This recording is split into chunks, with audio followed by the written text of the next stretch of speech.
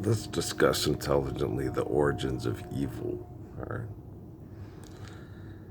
And now, if there's no human beings and animals are interacting, they're on instinct and doing things that they do as animals to survive, being animals. Uh, don't worry about it because there's no evil, because there's no perception of evil, because there's no human being to label the interaction of an animal that doesn't have the cognitive ability and the opposable thumbs to, you know, create shelter and write and express through language on how to get what they want, to manipulate people for what they want so they can feel superior to other people because they can there's means of manipulation to get what they want from other people. Okay, so when they study stuff like, because these people, that one kid that's homosexuality, says just homosexuality is normal because apes do it, and then apes will sit there and kill a monkey. Our chimpanzees will kill a monkey and divide up the monkey with the other aspiring alpha males to get them to chill, and then give it to the alpha female to get sex and stuff like that. So it becomes natural. It's natural to us. It's part of our evolution, according to a lot of people. It's like, no, we're human beings. We can you don't have to barter and become a violent, aggressive person through needs and wants to have a faithful, sustained, loving, wedding vows. Hey, Betty, for better, for worse, for richer, prefer, stuff. And so the origins of evil come from human perception of manipulation and selfishness and understanding of nature and how things are out of balance, harmony, and understanding when evil enters the room and doesn't, let up. Yes. So I was watching some of that Real Housewives of Dubai, and they're all the same show. I mean, we used to watch them, and it's the same shit. You gotta have my back. That bitch talks about me. If that bitch tries to become the queen bee, well, we all love her, and she wants to be the center of attention, and we've learned to accept that. And just it's the same shit on every fucking show. Okay. And then they get mad and they fight, and you stupid bitch, and you shouldn't say that in front of people, and don't say vagina or cunt in front of people. And one trying, but I'm the hottest of all the vaginas. But they don't say, I don't say vaginas, I just say I'm the hottest. Well, that's saying that you have the hottest vagina and the one person that want people want to compete and get the piece of the monkey to the chimps to have sex with. So do you understand? Okay. And so that needs to go away.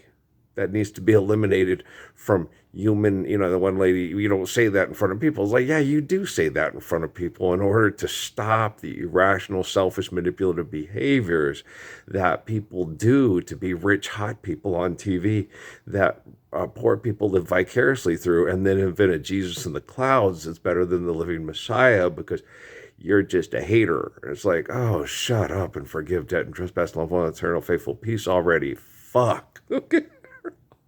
Hey, this is really, and you sit there and you try to explain it on YouTube, okay? Because they can't on Facebook because they limited by Facebook because there's so much of a library on there, and Facebook, most likely, it's more than subconscious, it's probably real, is embarrassed as hell that they completely denied the Messiah and participated in his torture instead of accepted him and participated in the liberation of children from egotistical evil manipulation by saying, hey, let's use this to promote the Lord's Prayer, right? Do you understand? No, this is 2 and 2 is 4. It's obvious. Life's eternal, grace is infinite. Shut up, I'm talking here and I'm tired. And so, like the other day, it's evil. No, me finding out that my brother Edward died, okay, yesterday, from my father telling my sister Ducky, who's not in sexual relationship related to Edward at all. Okay, it's because Poncha told Dad because Dad has a phone and I don't.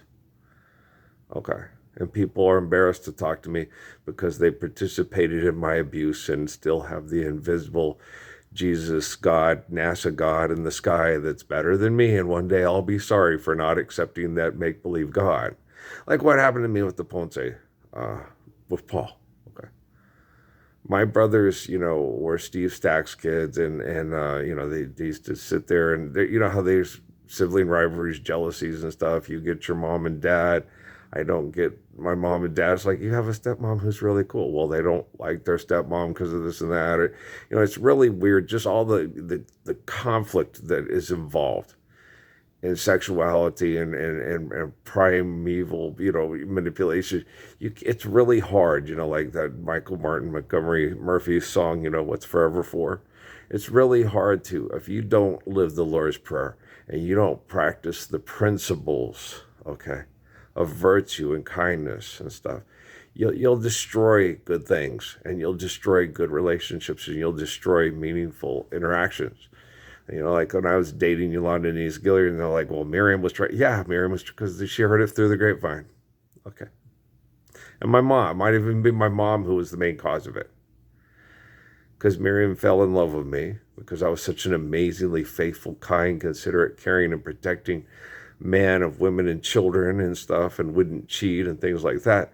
She's like, why can't I have him? And then she finds out from my mom, because Law cheated at the club and everybody knew because it was right across the street from where my sister lived. She cheats. Well, then he's available because Law cheats. So he needs to break up with Law and be my man because he doesn't cheat, and he's intelligent, and he's gorgeous, and he's thoughtful, and he protects mom and the kids from his own penis. He's a beautiful, awesome man. See? Okay. So it happens, Bet you wonder how I knew about your plans to make me blue with some other girl you knew before. But yeah, you see what I'm saying? Okay. So that's why Miriam behaved the way she did. And it was probably instigated by my own mother, who didn't want me being with Law, because you don't tell people that kind of stuff, because it's uncouth. No, you guys should have told me right off the bat. Okay. Lots of people see Law make out with guys and leave the club across from where Patrice lives, right? Which is stupid, right? But Law did it. And so somebody should have just told me, and then I would have called Law and said, I'm breaking up with you. I'm marrying Sergeant Montalvo because I love Aaron and I love Brian, and I'll do my best to make sure that they have a respectful relationship with their father. And they love their father for who he is and not for what they want him to be. And we'll try to undermine their relationship with Brian Atkins Sr. Okay, and I don't think Aaron Montalvo was Brian Atkins, because he didn't name him that. You see what I'm saying? And so I think she cheated on Brian because Brian cheated on her when she was pregnant with Brian Jr. Okay. It's a typical reaction. It's an anger, and you promised to love me and protect me and not do shit like my dad did to my mom. And you see what I'm saying? And so you guys got to understand that this manipulation is the root of all evil. Right? And when you don't manipulate, and we've talked about this in extensive, I'm hot. It's trying to manipulate to make others envious, so you don't have to clean your toilet. You don't have to do, going to the marketplace and being able to be the hoo-hoo of the marketplace. It's not Solomon. It's not care, share, give it according to need, build the last. Okay. There's many stories of Solomon. You sit there, you look at Dubai, and you look at this place, and it's supposed to be this Muslim nation. And it's the same, it's funny how you knew life didn't change things. You're still the same old girl you used to be. You can't hide your lion eyes and your thighs within disguise. Thought by now look at this beautiful marketplace. I know. And Prince Ali is he, Ali Ababa. Magical thinking, okay, always ruins the beauty of faith based on reality. Okay, it's fucked, and it always does. Okay. So I'm tired. My body is trying to heal. I'm trying to heal. I will eventually recover and most likely heal from all this abuse of trying to carry all the abused people out of hell and stop all the abusive people from perpetuating hell, because they're too fucking sick and thick and selfish and arrogant to realize we're post-apocalypse. The Messiah has redeemed. Real religion has done his job. He's on YouTube. He's in New Mexico. He's gorgeous. He's eternally gorgeous. You can be eternally gorgeous too. Just forgive, trespass, love, honor, eternal, faithful, peace. All right? I love you. You know I do. And I want you to be real, true, faithful lovers, not wannabe fakers that, you're just jealous. I'm not jealous of a damn thing. I'm tired as hell because I have to help get children out of hell so they don't have to think that I'm jealous of you. Okay, peace.